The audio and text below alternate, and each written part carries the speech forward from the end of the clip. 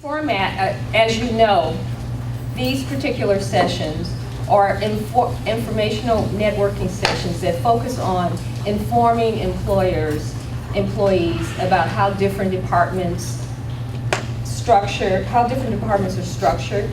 the typical skills of current employees, and what hiring managers value in new employees in an area or career field.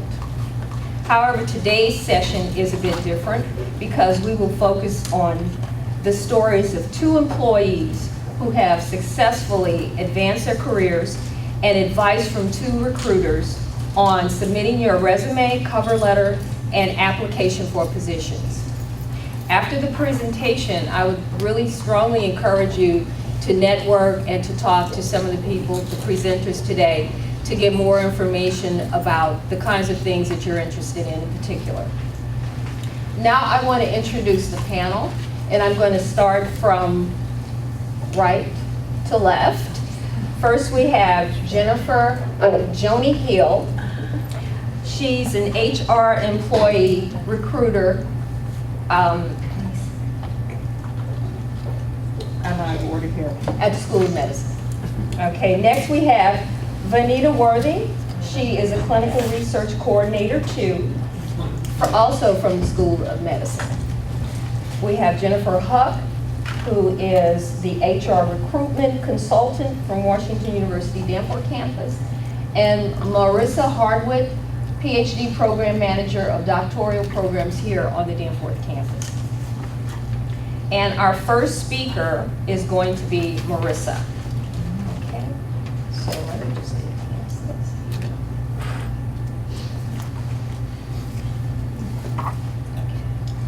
Thank you, Cheryl. Okay. Okay, my name is Marissa Hardwick, and I am the PhD program manager at the School of Social Work. I only have 10 minutes, and I have a whole lot to tell you. So I'm going to try to go as fast as I can. If you can't hear me in the back, just wave your hand, and I'll try to speak up. So my WashU experience. I came to WashU in 2006 at the medical school. I came in on the entry level as a medical secretary. Came in with a new doctor who was creating a center, had a new nurse. Everybody, all of us, we were new. But I had an agenda when I took this position. I knew that the benefits were great. I knew that I wanted to go back to school, and I knew that I wanted to grow within this university. So that was my foot in the door. I stayed there about a year and a half. While I was there as an employee at the med school, I started school here at WashU and University College and received my bachelor's in health sciences and administration. I proceeded to go on to get my master's at the University of Missouri St. Louis in adult education. And so at that time, after I got my master's, I knew, or as I was getting my master's, I knew one, I needed to grow within my position because I already have 1 degree under my belt. 2, I wanted to figure out what I wanted to do and kind of lean more into that field of my career, because I entered here with a job and I knew that I wanted a career. So I decided to apply for different positions within the university, predominantly Danforth, since it was heavily on academic type of programs. And I got a job on Danforth with the vice chancellor for research. So within that position, I was there for quite a while. I was there for 6 years. I attained my master's in adult ed. I finished with that. And from there, I said, okay, it's time to grow. I wanted to be on management level instead of administrative assistant. So I had to figure out how I was going to do that. 1, was there room for me to grow in my department? 2, what did I need to do to grow in my department? 3, if there wasn't room to grow in the department, where did I want to go and where did I see room to grow? So I was trying to figure out what I needed to do. Filling out applications, wasn't receiving many responses. So I had to have some self-assessment and figure out, okay, what am I doing wrong? I have my degree. I have 2 degrees now. I've been here for a couple of years, 3 or 4 years, and I'm not getting any feedback from anybody. So I just thought to myself, hey, well, I feel like I'm doing everything right. I'm on the right career path. So let me figure out what they're doing wrong. What am I not getting as a staff member from my department, from my management group, from the university? And so I decided, let me start, well, this was advice actually. Let me start networking. There's a community here at WashU that I'm not involved in. Let me participate in communities, get to know people, kind of get my fillers out to see what's available to me. So I joined DIFFS, Diversity and Inclusion for Faculty and Staff, and there I met a lot of helpful people that were going through the same things that I was going through. They wanted to grow, they wanted to get their fillers out, they wanted to network and speak to people that may be in management hiring level positions that could help them out. From DIFFS, that's when I really started getting to know the WashU community. Even though I've been a WashU employee for maybe 4 or 5 years, I didn't necessarily know the WashU community. And so DIFFS had different type of social events, educational events that help staff members. We're predominantly a group of staff members trying to recruit more faculty, but it was a group of staff members, and we communicated a lot with each other and tried to help each other a lot. From DIFFS, I decided to be more proactive. I started a Minority Women Advancement Committee group, and there we kind of targeted and zoomed in on what were the problems that we were facing in getting hired, and what was going on with the HR system that we were trying to figure out. We wrote a grant. We didn't get a grant, but we got the attention of the vice provost for diversity and inclusion, and we got to present to her and a group of people, HR, management, who else? Predominantly HR and the vice chancellor, the vice provost. And from there, my networking abilities kind of flourished. I got to speak to people that I really need to get in front of. In my position, I worked for a vice chancellor, so of course, I saw these people on a daily basis with scheduling meetings and the activity from my boss, but it wasn't the appropriate time for me to approach them on growing my career and what my goals were. So with this outlet and getting to speak with the vice provost and networking with more people higher up, that really helped me a lot. From then, so that gave me the opportunity to shine, branding myself. So I started speaking on my accomplishments. I started speaking on my educational advancement. I started speaking on my experiences here at WashU. And I feel branding was like something that I needed to do because no one else would do it for me. From there, I got in people's faces. I researched people. These HR women here know me very well because I looked them up on the website. I looked everybody up on HR and got in contact with them. I showed up places, any social events, any educational events that had something to do with career advancement or networking or anything in particular. If I knew that a provost was going to be there, I was there. And I introduced myself. In meetings such as this, I was in the back raising my hand. I don't care what question it was. I was raising my hand so you could know my name and my face. So that was my branding experience. So once everybody got to know me, whether they liked it or not, I started updating my cover letter and my resume. I started putting these educational events on there. I started asking my supervisor for more work, more experience. I started asking more questions on purpose to get this to put on my resume, to get more experience. to be able to brand myself more and let people know what I was doing.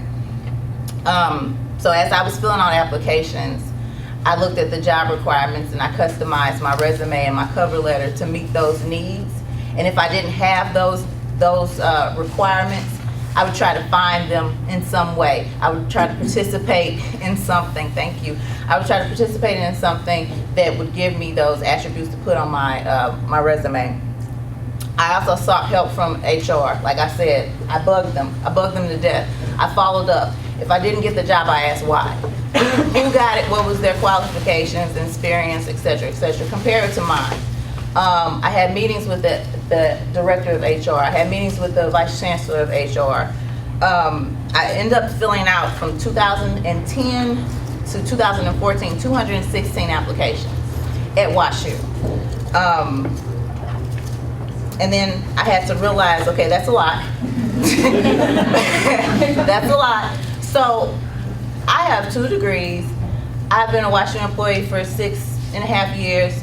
I have this experience. I've done all this stuff. I have options. I do. I have options.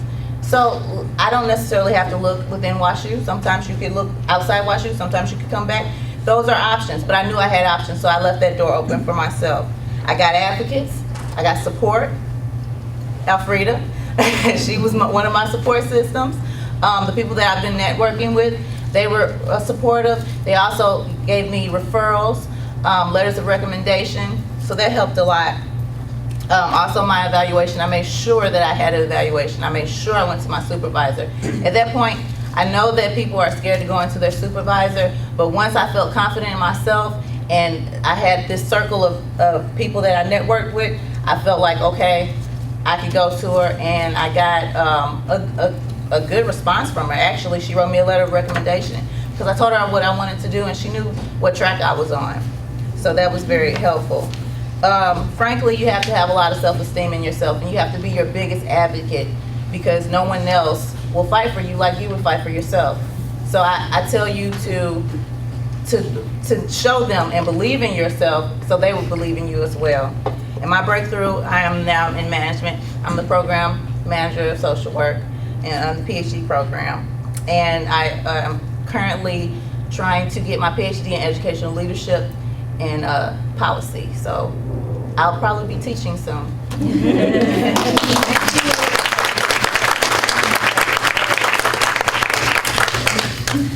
And next we'll hear from Benita Worthy. Hi guys, my name is Benita Worthy, and my story is very similar to Marissa's because actually we were on the same committee together when she formed a committee for women who wanted to advance their careers. But I've been here at the university for a little over 22 years now. And when I first came here to the university, I was working as a coder in the coding department. And while I was working there, I was also collecting research data for the Division of Newborn Medicine. So I did that for a little over 4 years, but I really got more curious and more into wanting to do research. So the person who worked in the office, I kept asking her for more responsibilities, wanting to know more about research, and then I got the idea, if I can get more of this added to my resume, then maybe I could get on some kind of way I can get into research. So I kept asking her, is there a position in here? Is anybody hiring? I really want to get into research. So finally, one day it happened, and I was able to get a job there as a research assistant. So, and this was in the Department of Allergy Pulmonary, and I just loved it. I just have this passion for research. So later on, a program came about at U College to get a certificate in clinical research management. So my plans were to become a clinical coordinator because, as I said before, I really have a passion for research, and I wanted to be the best coordinator I could be. So I had to get that knowledge under my belt. So I enrolled in the program and started attending classes. So meanwhile, as I was going to class, the economy crashed. So that made research crash. So talking with my PI, he was saying, our grant may not be renewed. So he was telling me, you might want to, start trying to look for a position here at WashU. So during this time, I had been here close to 15 years. So I felt as though I was invested in the university and they were invested in me. So I'm like, no, I can't give up like that. So I started looking for a job. I got my resume together and I got letters of recommendation together and I uploaded everything and started looking for a job, but nothing was happening. And I was like, okay, what do I do? Where do I go? So my next step I felt was to go to human resources because I needed help, in finding a position because I wasn't ready to give up. I wanted to work and I wanted to be a part of research.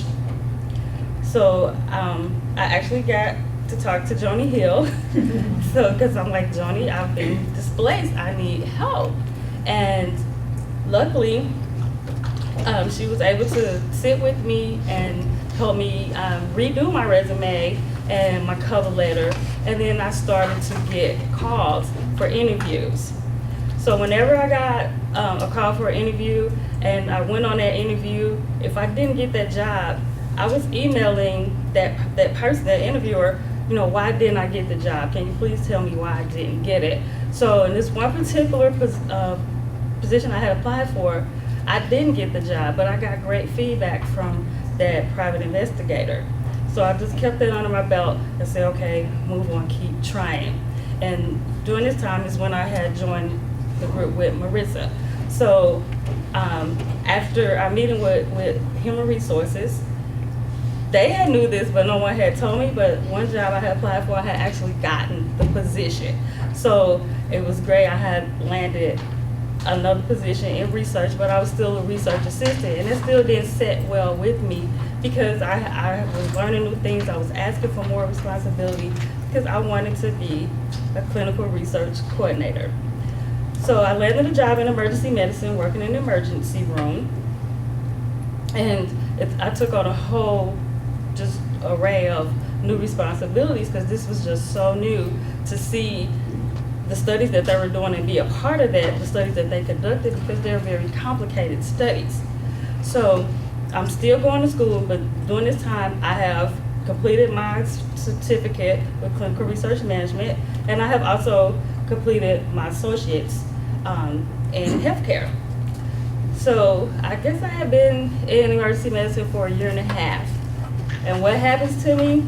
I've been displaced again. They decide to go to an all-nurse model because the studies are so complicated and they needed to push drugs and they needed a nurse, and I'm not a nurse. So I called Joni up again. I'm like, Joni, I need help. So I started, I went to actually Ivory and we started again with my resume, updated my resume, cover letter, and the whole nine. We did all of that. And I got several letters of recommendation to go along with that. And I got any feedback from my supervisors, what should I do? Because they knew I was looking for a job, So finally, I got a call to interview for the position that I have now. So I was a research assistant 2, and I got a position as a clinical coordinator 2. So it was a big promotion for me. But the good thing is, true story, the position that I have now is from the one PI I interviewed with and I didn't get the job, and she remembered me. And she saw my name in the pile, and she called me back and she said, yeah, I wasn't able to offer you the position the first time, but I'm going to offer to you now. So I was hired as a clinical research coordinator 2. So I have been in my position now for almost 6 months, and I'm very happy now. And I'm still going to school.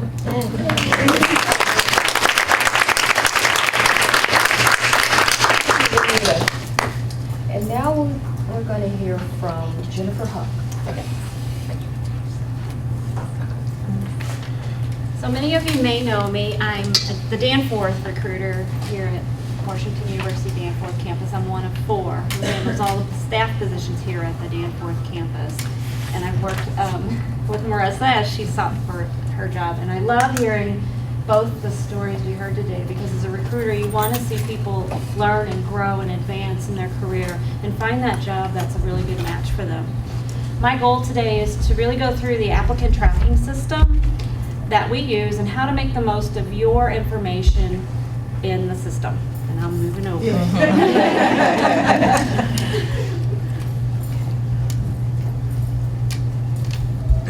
Before I start into the applicant tracking system, a job is created, right? I'm going to kind of tell you a little bit about the story of the creation of a job before it's posted on the Washington University website.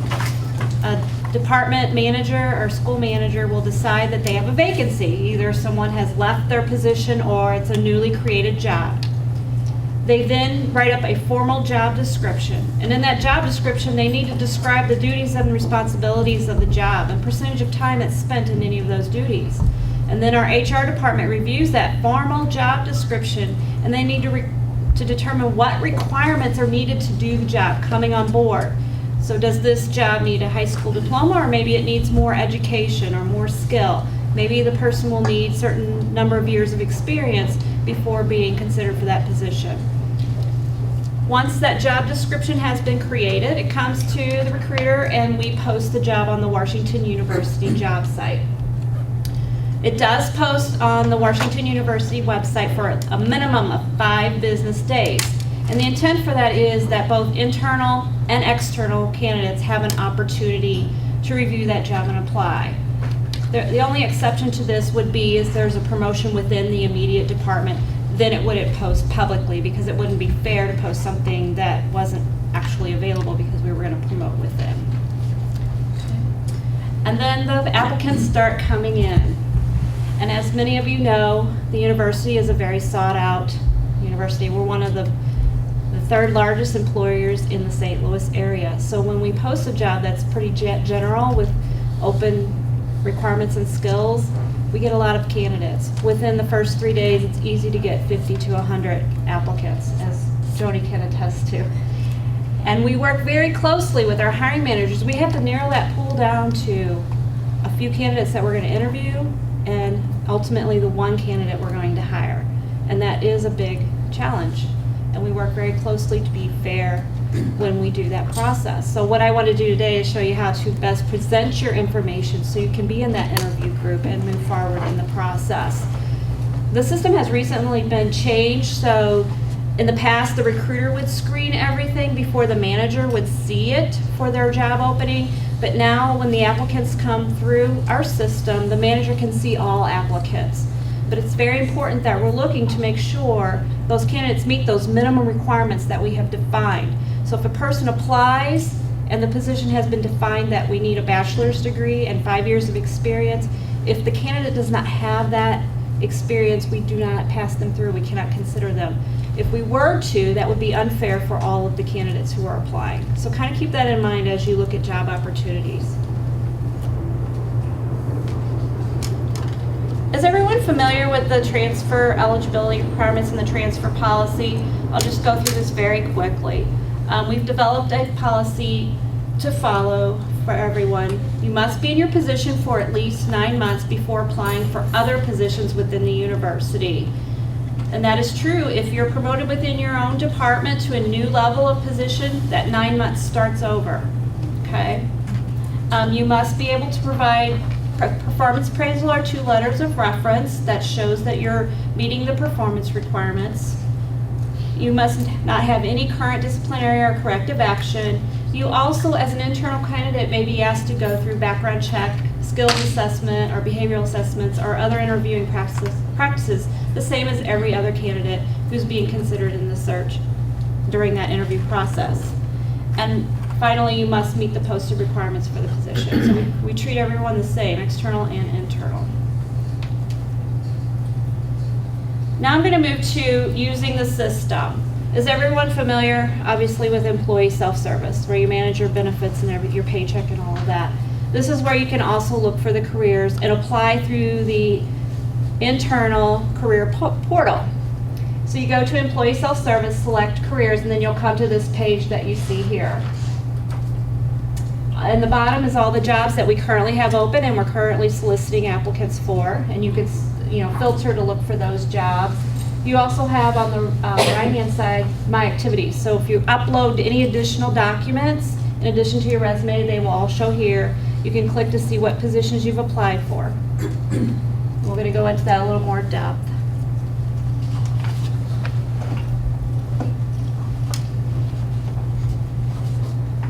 When you have identified a position for which you want to apply for, the next step is to upload a resume.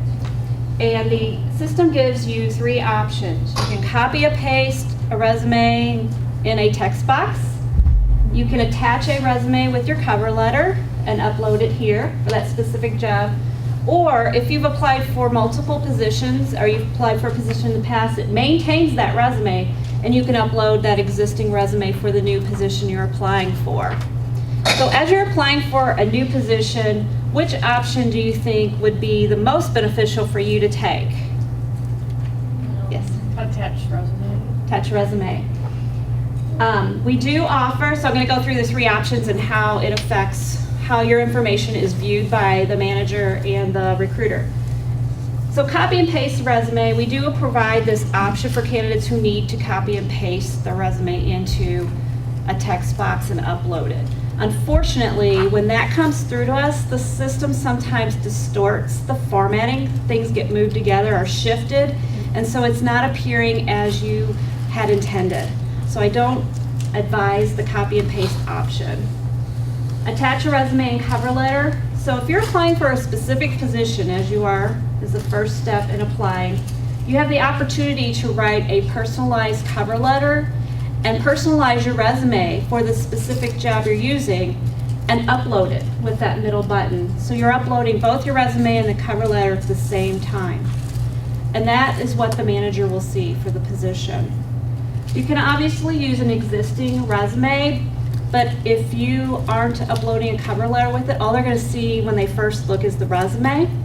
So that's why I recommend putting the resume and a cover letter together in one document. And you can upload like as a Word document, but I recommend a PDF. Change your Word document to a PDF. So if you have any color or formatting, it all stays the same and it's uploaded as you intended. Let's think about a manager. They have a position open. I had an administrative assistant position open in the Brown School of Social Work this week. Within 3 days, I had 100 applicants. So the manager's looking through all of his applications and he's being very careful about it. He wants to be very fair and consistent. Some of the resumes have cover letters. I'm excited about your position. This is what I've done in the past. This is how I matched to your position. And then you see his resume. And then you have those, and I've seen with internal candidates, the resume is used over and over again, or a cover letter is very generic. Who do you think the manager is going to choose to interview when they have 100 and only 5 have written cover letters? That's why the cover letter is so important. I say a resume states your facts. The resume states your facts. The cover letter gives you personality, and that is what the manager wants to meet. They want to know that you are interested in their specific position. Okay? I'm told I only have 2 minutes, so I'm going to move quickly here. At the beginning, I talked about the transfer application process. So you need to show performance appraisal or 2 letters of reference if you don't have performance appraisals. You can here on that home page from the careers of self-service, upload those additional documents. I would recommend you can go through the whole application process and put your resume and cover letter in and be applied for the position, and then come back later and upload your additional information. Do try to keep this updated. What I have found is for internal candidates, sometimes I think they assume we know what position they have or what duties they're doing, and they don't update their application with their new skills. Keep it updated, because in HR we don't necessarily know that. And the hiring manager certainly doesn't know that. Okay. And that's what I talked about. Here is how the manager sees your profile. When they open your application for the page, they see you've uploaded your performance appraisals, your resume attachments. They can click to open the document in their window. It's a separate click. If you put your cover letter together with your resume, all of it opens together and they'll see it. They won't have to click to another place to try to find your cover letter. Your work experience comes from the application that you filled out. Keep this as detailed as possible. When they click on the details, then they'll see the detail. Keep this updated with your resume. Okay, now I've hit my 10 minutes. So what I hope to do today is really just help you think about how are you presenting your skills and experience. Make sure you know, if you know you're meeting the requirements of the position and the preferred requirements, make sure we see that. All you have in the first take of us reviewing you as a candidate is a piece of paper. So represent yourself as best you can. So use a specific cover letter, use a detailed resume, make sure you have accurate application materials, upload your performance appraisal and letters of reference. And the next part of my, oh, did they take my little slide off? They did. Well, my next slide actually moved into Joni Hill's part. She's going to talk more about advancing your career at the university. We're going to leave it over to her.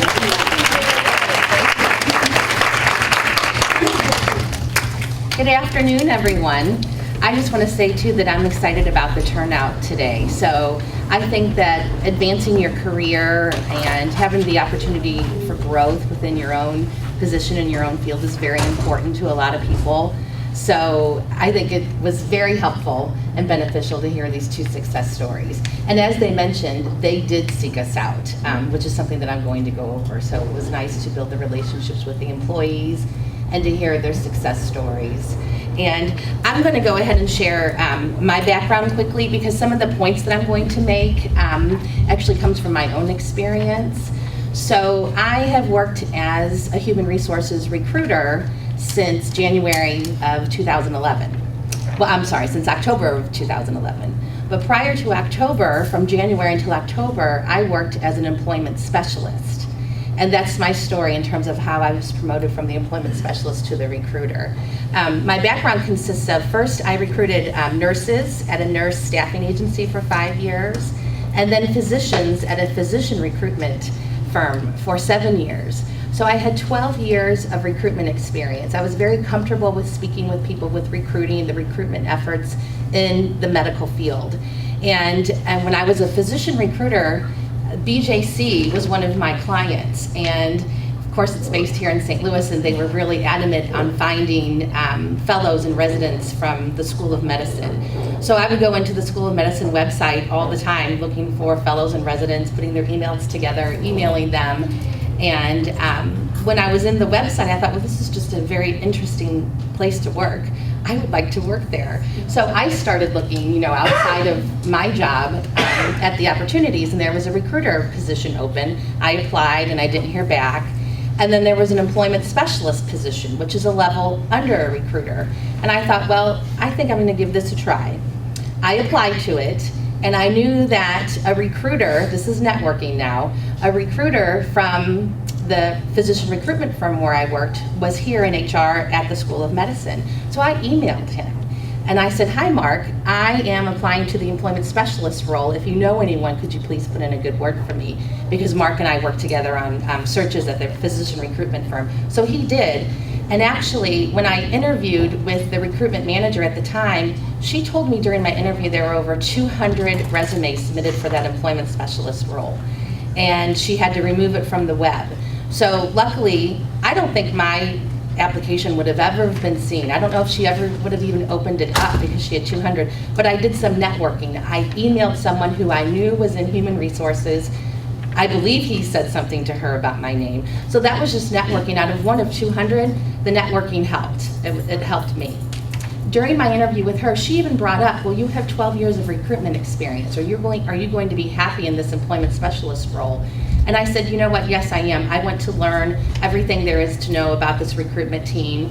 And so I accepted the employment specialist role, which was creating the jobs, posting the jobs, completing references, assisting the recruiters. Coming with 12 years of experience, that was okay with me. I did let her know during my interview and during performance evaluations that I had a desire to promote, that I was very confident in the recruiter role, that when the opportunity was open, I wanted to be considered for it. So that's something that I'm going to go over too, but I just wanted to tell you my background and just how points that we're trying to make. It definitely does help. It can take, some time, but I think it just takes the willingness and just, being eager to learn. So what I want to talk about first, though, is that when you decide that you want to make a change and you're even going out to our website, the Washington University website, why are you doing that? Because you want to find a new position, you're seeking a change, you want to advance your career. Really think about the reason why you're doing it and make it an active search. Make it very serious, be proactive. And as Marissa said, you actually do really need to own your search, do your branding for yourself, do your networking, and do all of that in terms of, okay, I am going to find a new position. Don't pay attention to how long it takes or anything like that. Just start reviewing the job descriptions online, and then you'll see, all the different opportunities that we have open at both campuses. So, the first thing that I want to go over, though, is the communication with your current manager and your supervisor. As I mentioned, you should be receiving annual performance evaluations with your managers, but in addition to the performance evaluations, I would think, have discussions with your manager in terms of what are your career goals? What are you interested in doing within that specific field? You are in this particular role right now, but what do you want to do in the future? I think it's very fine and it's okay. Don't be scared to share your ambitions, what you want to do with your manager, so he or she is aware, because they may not even be aware of what you would like to do. They may not even be aware of what your background was. And I think it's very beneficial to share all of those ideas and your ambitions with your manager throughout the year, as well as your performance evaluation time. So, and also, I think it's important to, and both people talked about this in terms of their success stories too. When you're in your job right now and you're doing your daily routine every day, you're very busy every day. But I think it's very helpful to ask for additional work, ask for special projects, talk to others about what they're doing. I think it's very helpful just to learn what others are doing. It's just gaining more knowledge within your field and within your department.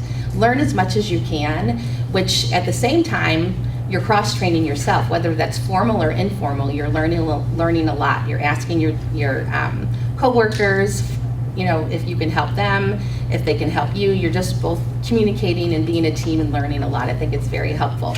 And what that does is it actually gives you insight in terms of other types of positions. Now, I don't know what roles everyone is in, but you're here today because you want to seek advancement or growth opportunity. So it gives you some insight in terms of what is everyone else doing. You might have thought, oh, I want to be in this role, but when you actually see what they're doing as a grants budget specialist, do you really want to work as a grants budget specialist? You may want to work in research. You may really enjoy working with people, and when you see that they're doing a lot of paperwork and numbers, and you want to work in a clinical research role or something like that, you decide that, well, that's what I want to pursue that path instead.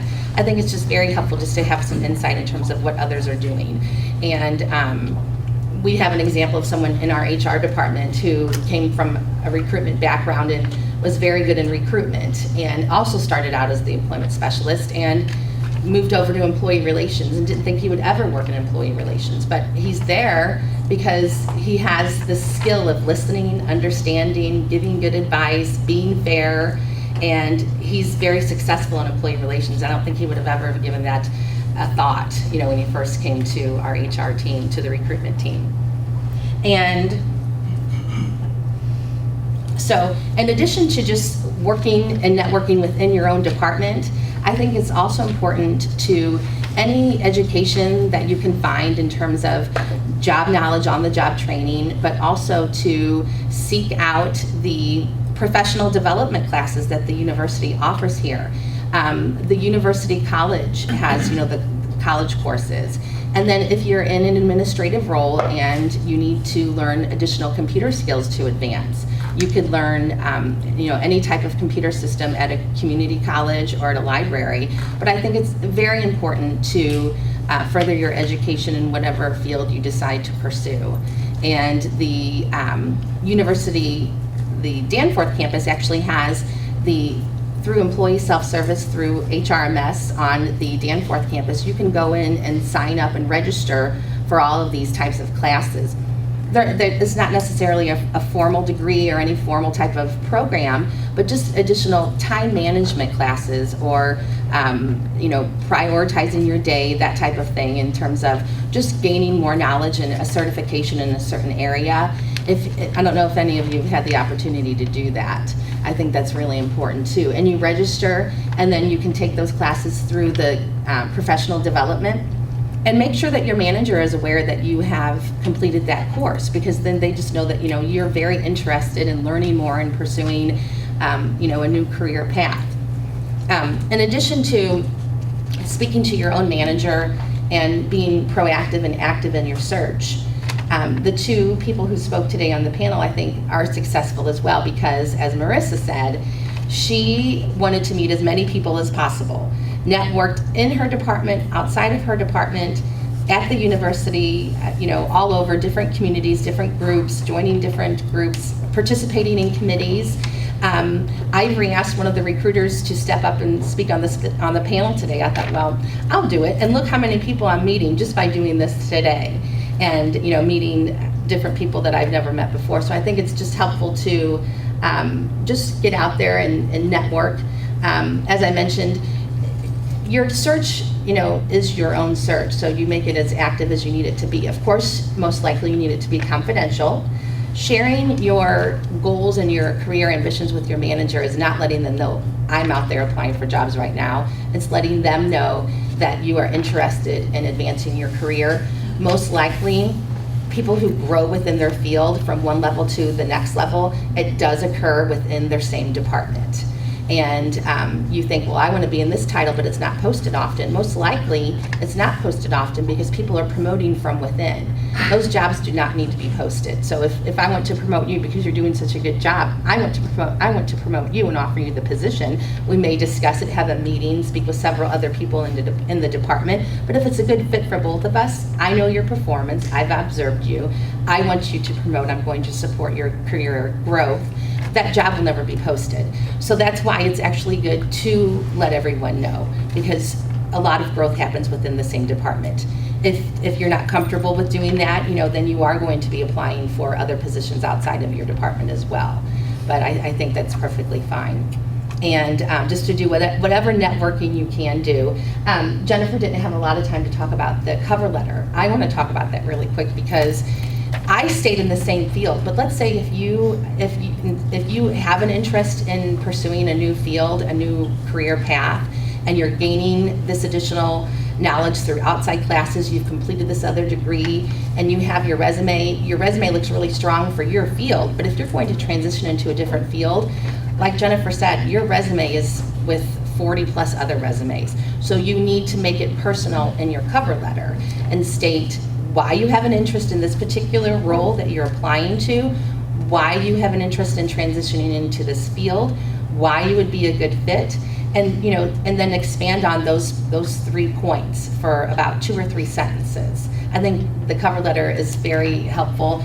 It only takes a few minutes. A job search is your job search. You're out, bettering yourself, learning as much as you can. So you also want to make sure that your resume is updated, as Jennifer said, and definitely have your resume tailored to the job that you're applying to.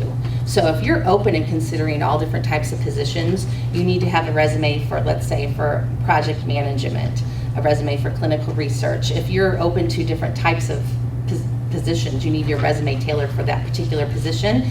And if you're going to make your cover letter personal and specific, make sure that you're updating that every time too. It's just very helpful, I think. Another route would be to contact your human resources recruiter. We work with hiring managers and departments on jobs. That's half of our role. The other half is supporting and communicating with applicants. Applicants call us, applicants email us, applicants meet with us. And if we have any suggestions for your resumes and your application, we're very open to doing that. Once we've met with you, that's an initial interview, that's an initial screening, and we're able to forward your name and promote you to a hiring manager, so it is very helpful. We only have a certain amount of hours in each day, but if we can't meet you this week, we'll schedule for next week, and in the meantime, have a phone conversation. I think it's helpful just to seek out help wherever you can. So.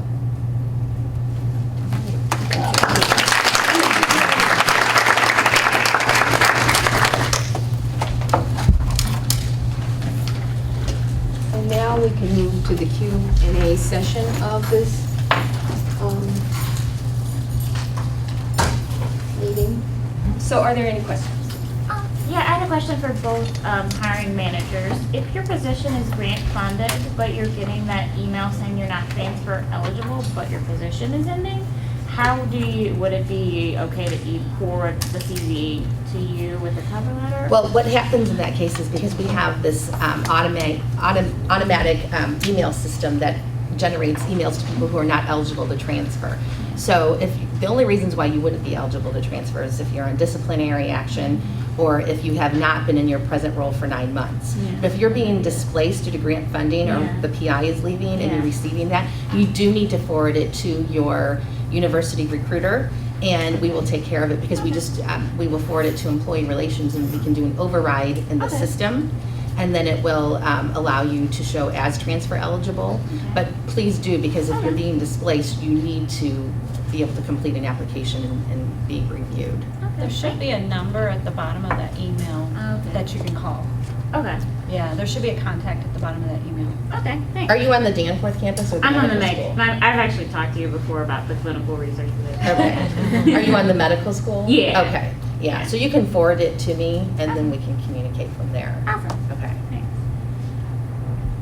Any other questions? Okay.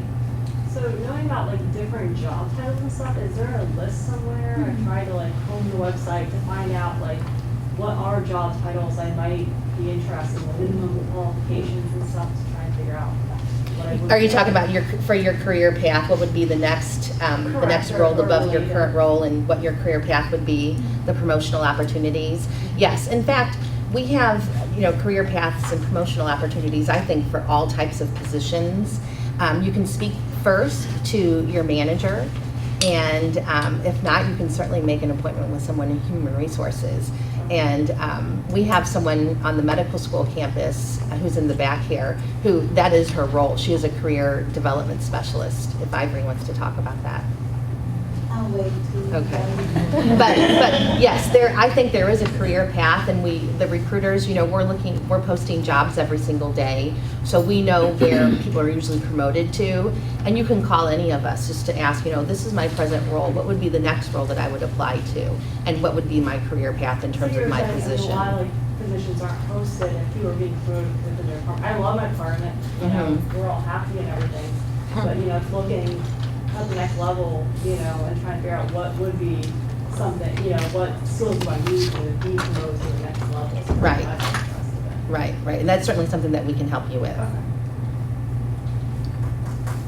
Any other questions? Okay. My question is for Vanetta Worthy. I might have missed it, but I was wondering if, do you have a degree in a certain area? I have an associate's right now, but I'm currently in school working on my bachelor's. I have like another year, and I'll be finished.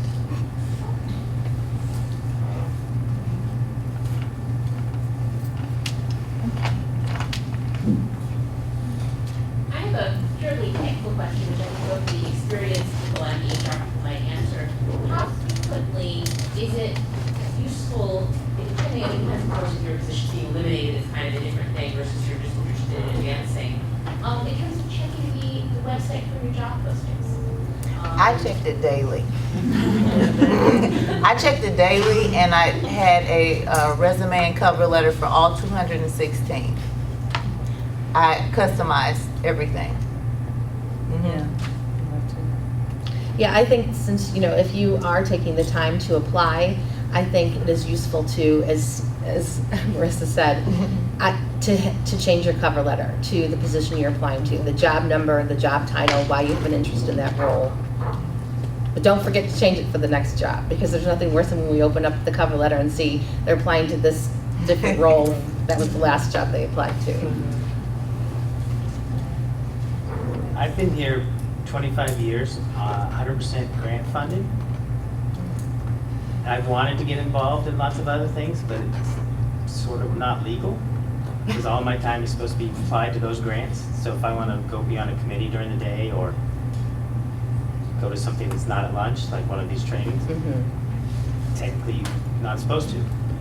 So I don't know what my question is. How could I do more of that if I'm supposed to be 100% accounted for elsewhere? Can I answer that? Because I had that same problem, except I wasn't grant funded, but I wasn't supposed to be coming to these meetings, and I told you that I was heavily in the mix of everything around here, so I was doing it secretly. But but I would say to that I believe the HR, because I'm still on committees, and I talk to a lot of HR managers, et cetera, about that's going to change. It's in the process. We shouldn't have to use our vacation. We shouldn't have to, do it secretly to attend a community, WashU community type function, only to better ourselves to stay at Washington University. So I know that that's in the works of changing. They're just trying to figure it out policy-wise. Right. I mean, I suggested to social work that they buy 5% of everybody that's on grants so that they could do community stuff. Oh, it's Well, grant, because the money's tied to the grant that you need to be Yeah. Right, working I those work for 8 hours. different Right. grants. Yeah. All my time is supposed to go to those 8 grants. Yeah, and I'm an exempt employee, so if I'm not doing what I'm supposed to do for my school, I'm supposed to be asleep or something. I don't know, but yeah, that's changing, and that's going higher up, I think, from the provost to the chancellor type level on figuring out how we can do that. Did you? Yeah. No. Do you work with University College? Someone mentioned University College. Do you work with University College for degrees that are more appropriate for WashU? I mean, or do you in any way dialogue with them saying promote maybe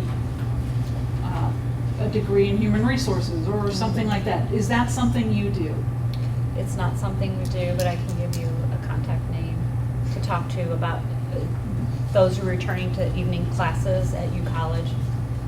Yeah, I'd like to speak briefly to that. Usually, University College person is here at these sessions, and I must say, out of all of our different schools and programs on campus, University College is one of the ones that seem to know where the future is going in terms of careers.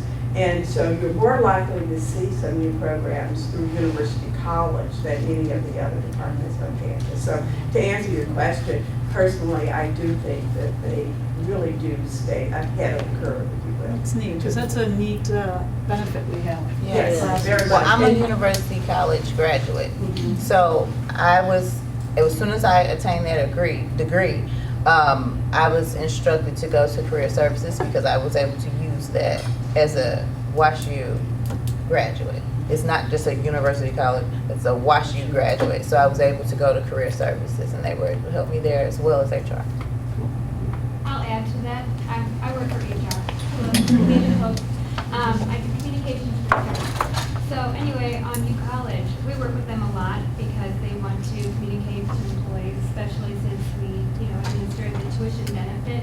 And at the end of July, I believe it's July 29th, we're going to do a fair at the Duck, get lunch, and kind of learn about the different programs. And we've been in talks with them too about our wellness program, trying to offer different sessions through U College that can be customized to different times during the day to meet employee needs. So they're definitely interested in, meeting employee needs and how we can better our community. Okay. One last question here. is it appropriate to contact directly a manager of a department that you'd like to work for, even if there's no job posting in that area, for the purpose of finding out what their values are? If you can shadow someone who's in that role?